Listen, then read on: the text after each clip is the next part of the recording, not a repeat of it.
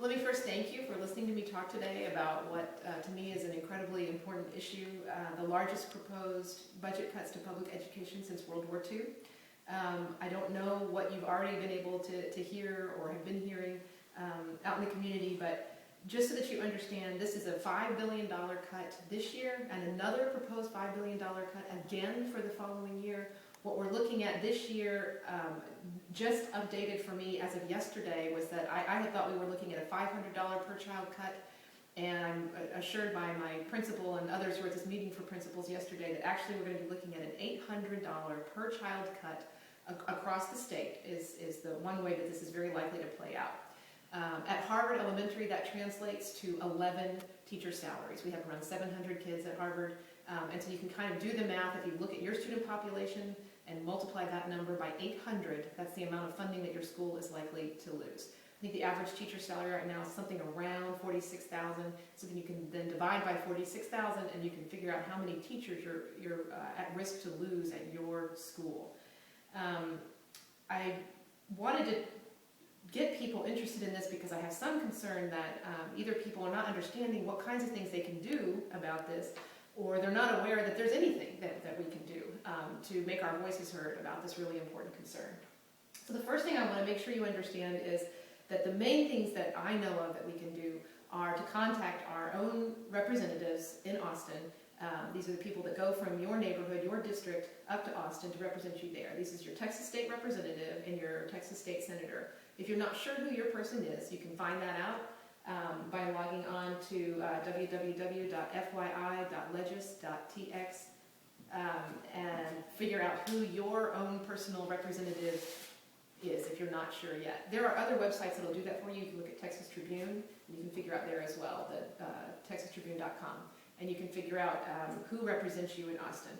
Then what you can do is write letters to the people that represent you and let those people know what it is that you want them to do. Let them know that you don't want cuts this drastic to public education, and let them know why.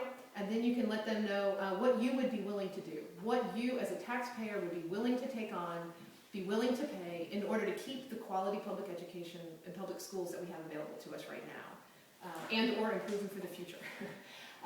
So one reason that you might talk about in your letters to your representatives and senators is that actually enormous budget cuts to public education are not fiscally responsible at all. In fact, right now, with the budget that we've got, our high school dropout rate in the state of Texas costs us around $2 to $5 billion a year. And when we invest, these are mostly studies coming out of Chicago actually that looked at very high quality early childhood kinds of education programs. But what they've been able to establish, and this is an extremely conservative estimate, is that per dollar, more or less, invested in early childhood education, the community gets around $7 to $8 in return.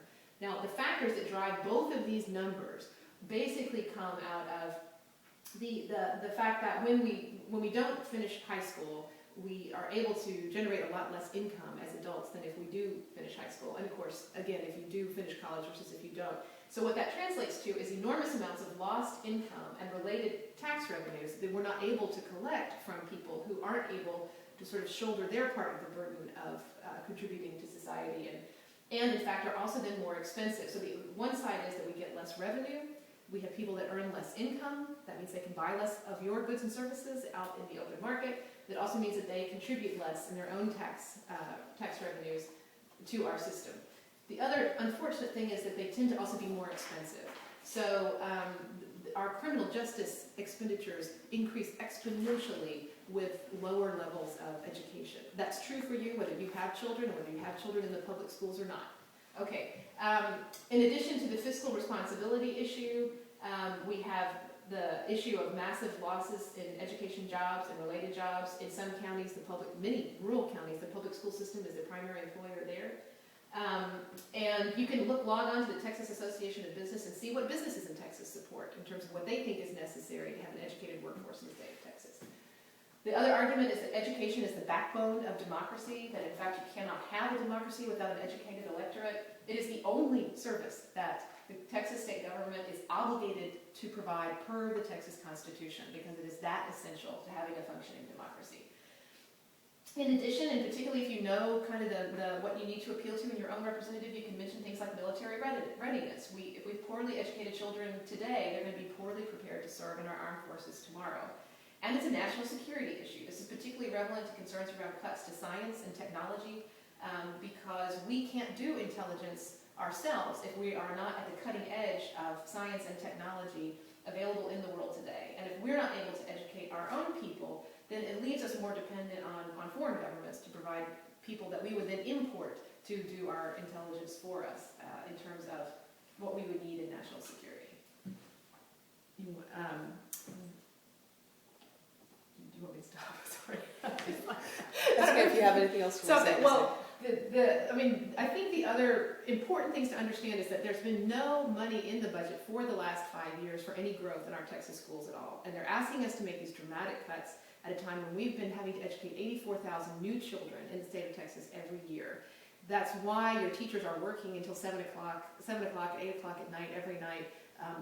We've already been trying to make do with no accounting for growth for 5 years, and I think our teachers are doing the absolute best they can.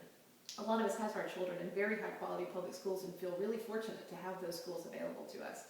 If we're going to cut money now, we're talking about asking these teachers to do what they're doing now, but to do it for classrooms full of 30, 35, maybe 40 children in their classrooms, and I just don't know how that's going to be possible. So the other thing I'd like you to be talking about amongst yourselves is whether there are ways to get parent volunteers from the community to be in your kids' classrooms in order to help offset the incredible increase in labor that the teachers are going to need to put out to be able to educate these children at this time.